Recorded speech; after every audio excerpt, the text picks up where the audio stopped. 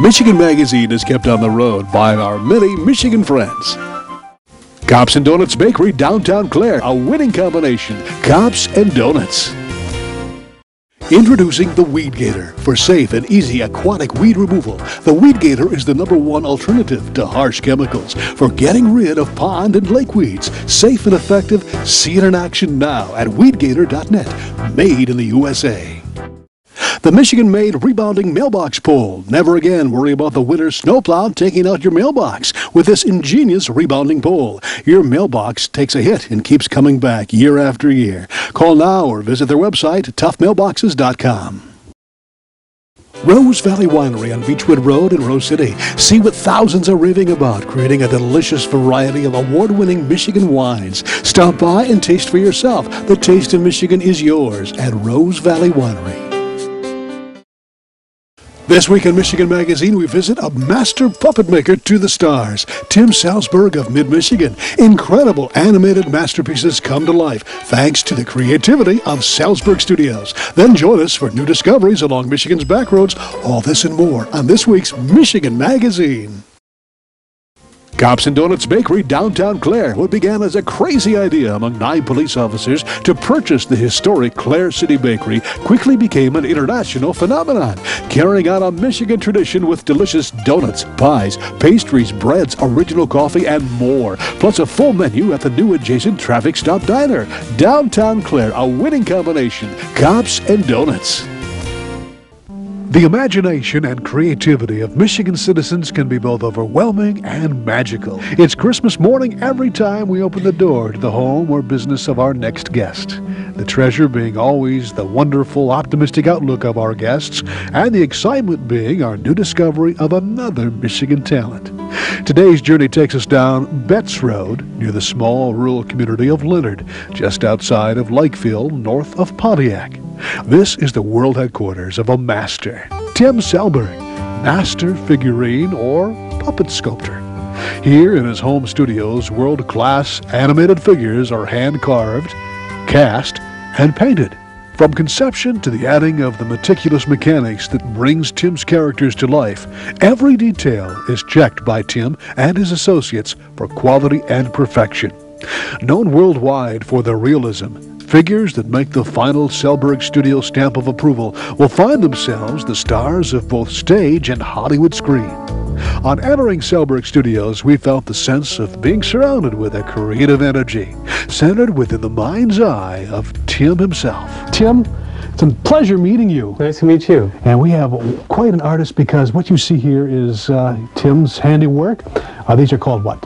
They're not called dummies. Well, they're that's what I call puppets them all the or time. whatever. Yeah. Technically, it's a ventriloquial figure. Ventriloquial figure. So was I close enough? Takes practice. Takes practice. And by golly, you had a lot of practice in doing this. And you've got characters from your mind's eye that go back how many years now have you been doing this?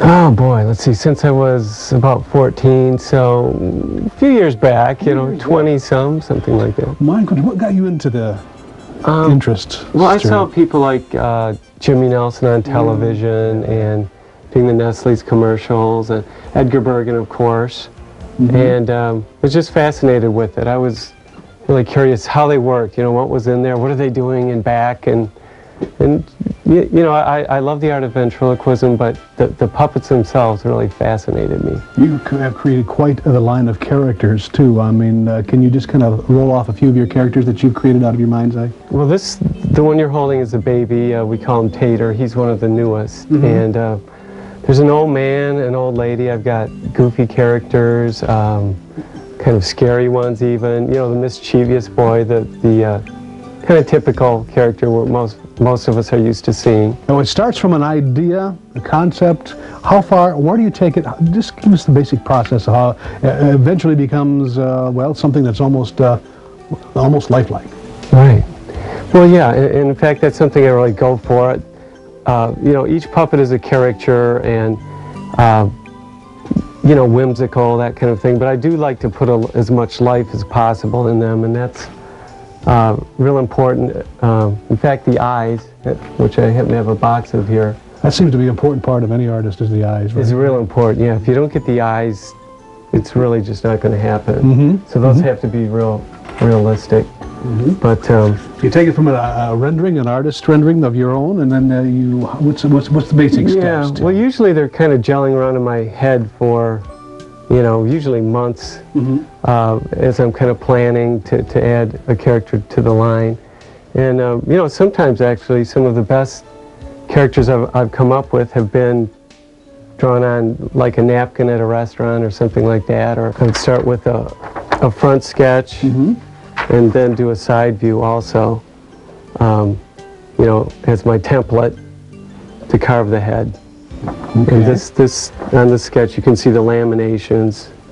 I see. For the head. And then you actually take it into the carving process out of what, basswood or something of that sort? Right, basswood. All right. Yeah. But yeah, every figure that I create starts in basswood. I carve them all from wood, and then the baby character here is an example of one of the figures in my composition line. So once the wood carved head is made, we do molds and all of that, and then produce a line of puppets I call living puppets. Living puppets? Like this, yes. It can do quite a few things with the livers there. Yeah, well this one does a little bit. The eyes, mouth. This one will cry also, if you see the little holes there. Tear ducts there. Yeah, there's a water supply that hooks into the control post, and then it runs to a squeeze bottle in the puppet's arm. So when you want her to cry, or him in this case, you would just squeeze the puppet's arm, and two big streams shoot right out the corners. But that's clever. What market do we have here for these? I mean, you utilize these for professional ventriloquists use them, of course. And is there any other lines that you do for?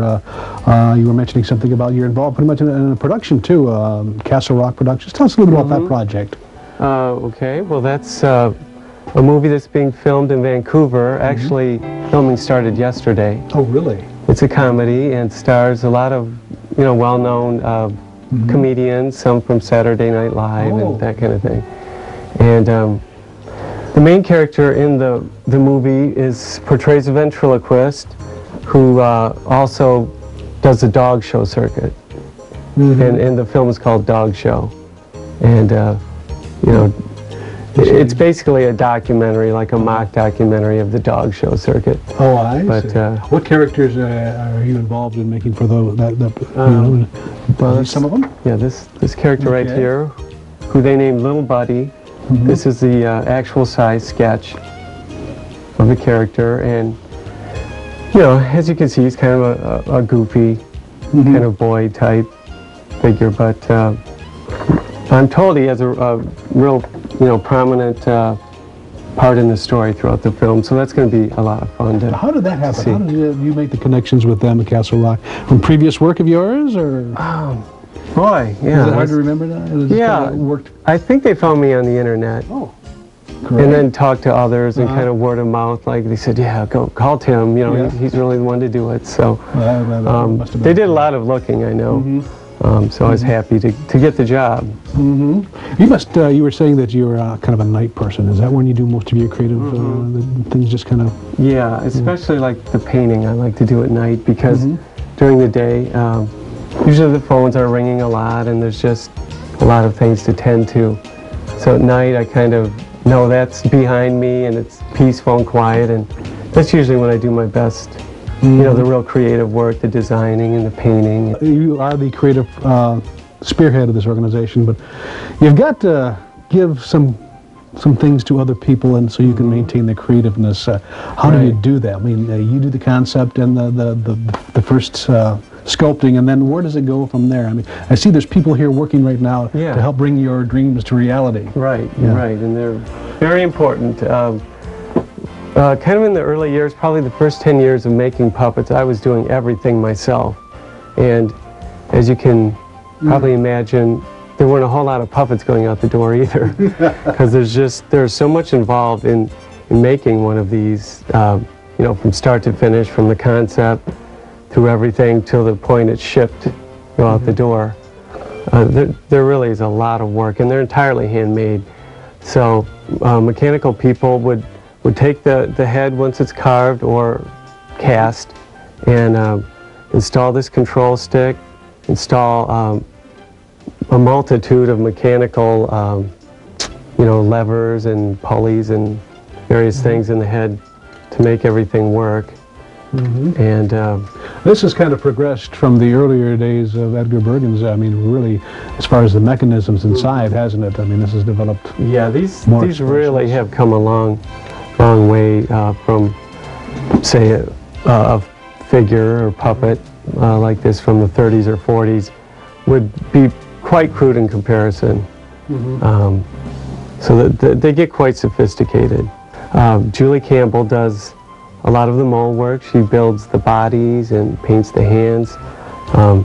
This particular figure was mechanized by Craig Russell, and this is called my standard control system because it is more the classic style of how controls for this type of puppet have been built over the years, with a series of levers and controls kind of surrounding the stick. And Harry Maxwell builds the slightly more sophisticated style, and yeah, could you hand me that, of controls. This guy's not painted yet, but I don't think he'll mind if we show him. The eyebrows and everything. Right, this is the more deluxe style, which I call trigger controls. And the nice thing about these, the concept here, is that you can basically put a finger on every control at once and do everything simultaneously. Tim went on to tell us that even the figure's final wardrobe is original, created by Marilyn Hope, a local seamstress that interprets Tim's ideas. If you're interested in getting a Selberg creation, stock figures can be in your hands within a couple of months. Custom jobs a little longer, about 1 to 2 years. You may see Tim's creations on his worldwide website or at galleries and museums throughout the U.S. This is, like I said, actually the newest character that we've come out with, and one of my favorites, and I love the size. I have to admit, I like the small ones.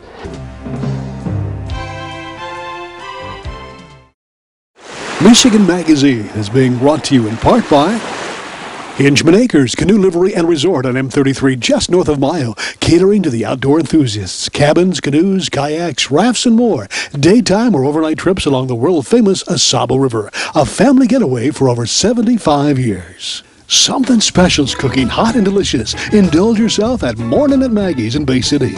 Omelets, frittatas, hot cakes, and more. Make every day special with a stop at Morning at Maggie's for breakfast or lunch on Saginaw in Bay City. Luzerne Express Campground is the premier campground with everything to make your northern adventure complete. Modern and rustic campsites, equestrian campers welcome, a huge market with bakery and deli, nearby RV, hiking, and horse trails, along with a complete canoe, raft, and kayak rental. Visit us online, then call for more information and reserve your spot today. Getting off the beaten path leads one along trails of discovery and memories. That's our favorite pastime, whether it be visiting local festivals dedicated to such things as uniquely wood crafts and crafters, like the one held at the Skyline Event Center,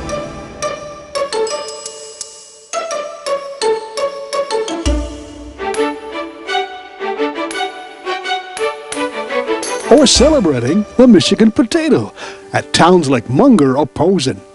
If it's Michigan, it's worth celebrating. We even celebrate things like bologna and fish sandwiches. There's plenty of inspiration and fun to go around for the whole family. This year, Michigan Magazine got into the act again of celebration, co-sponsoring, and getting into the spirit of the Old West at a brand new Michigan attraction, Coopersville Old West Town in Oscoda County. You'll find the story of this Old West Town on our YouTube channels, Spirit of Michigan and Forbidden Michigan. Michigan Magazine and our cowboy lookalikes, prior to our Coopersville Old West finale, made stops throughout northern Michigan, in Clare for their western days, and to Parkview Acres of Lupton. And we topped off one day with a marvelous meeting of fans and cowboy lookalikes at Lovewell's convenience store on Sage Lake Road near Lupton in Ogemaw County. Watch for our story on Cowboy Days coming up on Michigan Magazine. Whenever we are on the road, we experience amazement and wonderment at the side discoveries, meaning we find something we weren't expecting, like our day at the Uniquely Wood Show at the Skyline Event Center. It was a new taste sensation made in Michigan. jams and jellies made from hot peppers. Believe it or not, it was a winning combination. Sweet with a gentle slap in the face. Hot pepper. One of These the are hottest peppers, like those jelly little, pepper? Yes, but they're fruit jellies, not your regular pepper jellies. Fruit jellies. So it's Michigan fruits, except Okay. for the pineapple. All and right. so I just kind of support the local producers. Okay. But all of them have habaneros in, which makes them have a little heat, No a kidding. little after kick. What And kind of a taste does it have? I mean, it has the berry, actually the berry taste, according to what flavor you pick, and then there's a little kick to it. So Right. people are using it for barbecuing, marinating, salad dressings, dipping sauces, you name it. It's not your typical jelly. Right. It's something you can have fun with and have just take your taste buds to a whole new level. What do you think? Delicious. Delicious. And now it's going to Thank get you, kind of sir. warm. Yeah, it'll get a little warm, but then it'll go away after a couple minutes. Are you from what part Right of here, Right Fairview. from Fairview. No kidding. Okay. Yes. All yes. right. So where do you So- get your peppers? Do you grow them locally? And I or what? don't yet. We did plant a whole bunch of peppers this summer, local here, so we're hoping that they'll produce a lot for me. And habaneros has got North in Alpena, who's actually got them growing in a greenhouse for me. Really? To this full time this spring. Really? I decided my kids were cheering me on. I have 5 kids. Oh my goodness. And this cookbook goes along with this? Actually, the cookbook is by a lady from our church. Her Okay. daughter is taking 4 years music major, All right. and she's into her 4th year this year. And so she decided to entrepreneur and raise money for her daughter to get through college without having debts Oh, no when kidding. they get out. So That's great. I told her, I said, I'd love to sell them for you all. I move my jellies. neat. They go together well. With all the traveling, visiting, and tasting going on each week in our travels, we still have time to invite guests into our studios, more specifically Uncle Cliff's Kitchen at the Maytag store in Saginaw.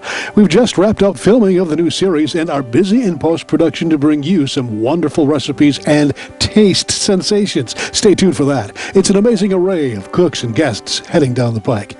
There's another example of interviews spawning interviews. From guest Kevin of Artigiano Cheese Shop downtown Bay City, we traveled to his location in Saginaw during an open house where we discovered Michigan-made products needing to be spotlighted.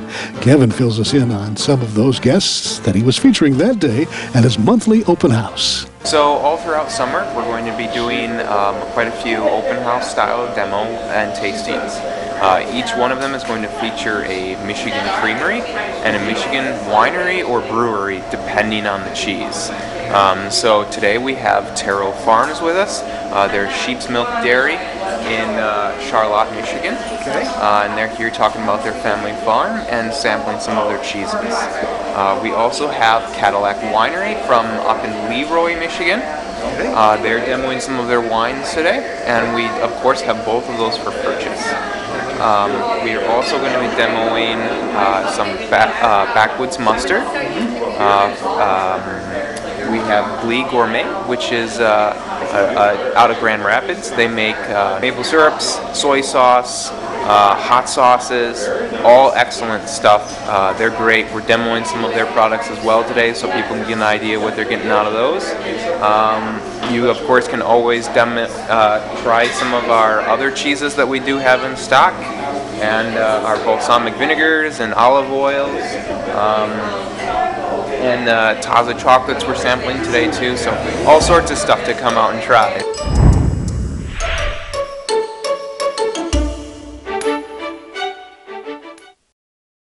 Your northern experience is never complete without a stop at the historic Ma Dieters of Luzerne.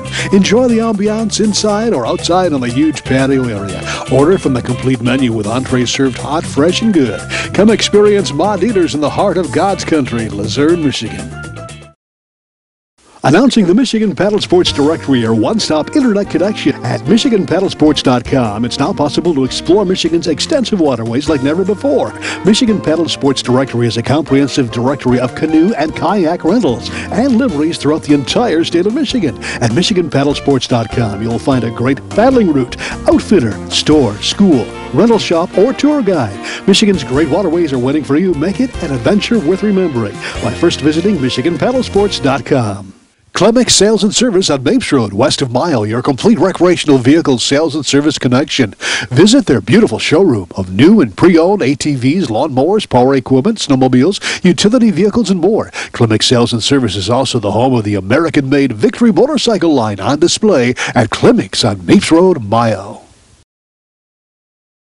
Thanks for joining us. We hope we've stirred your interest in getting off the beaten path onto the side roads of discovery, which is this week's Phrase of the Week. Have a great week, and we'll see you on the next edition of Michigan Magazine. We'd like to thank all those that help keep Michigan Magazine on the road. Cops and Donuts Bakery, downtown Clare, a winning combination. Cops and Donuts. Experience the beauty, artistry, and taste of Northern Michigan. Come to Amish Country Natural Products on Mount Tom Road, north of Mile, just off M33. From arts and crafts to fresh foods and vegetables, all natural, all local, all good. Stop by and get acquainted with Amish Country Natural Products, 1454 North Mount Tom Road, Mile. For home medical and healthcare products, visit Rose City Drug at 2640 North M33, just south of Rose City city limits. Rose City Drug has a complete diabetic department, including shoes. Serving Michigan for over 20 years. Rose City Drug, Rose City. Hale Hardware, your do-it-center in Hale, Michigan. Much more than a regular hardware store, providing everything you need for whatever your project is, along with a knowledgeable sales staff to get her done. Serving Northern Michigan since 1946. Hale Hardware, south of M65 at Ainsley in Hale.